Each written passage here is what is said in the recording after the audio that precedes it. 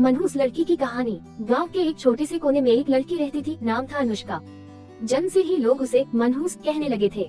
जिस दिन वह पैदा हुई उसी दिन उसके पिता का एक्सीडेंट हो गया। फिर जब वह 5 साल की हुई उसकी माँ बीमार पड़ गई और कुछ ही महीनों में दुनिया छोड़ गई।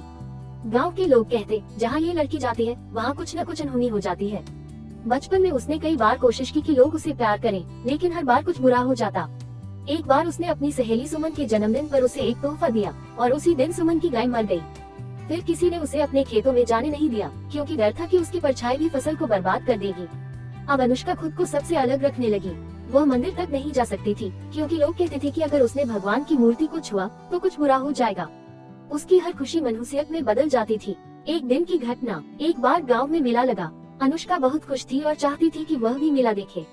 लेकिन जैसे ही वह मेला पहुंची, अचानक तेज आंधी आई और मेला तहस नहस हो गया।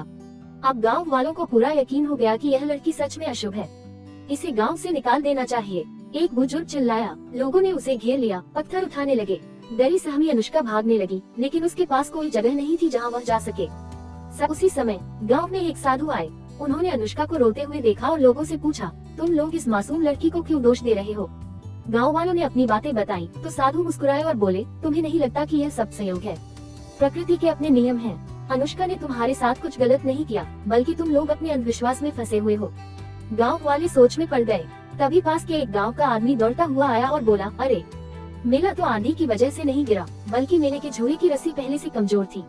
ये हादसा किसी के कारण नहीं हुआ। अब गाँव वालों को अपनी गलती का एहसास हुआ। उन्होंने अनुष्का से माफी मांगी और उसे पहली बार अपनाया।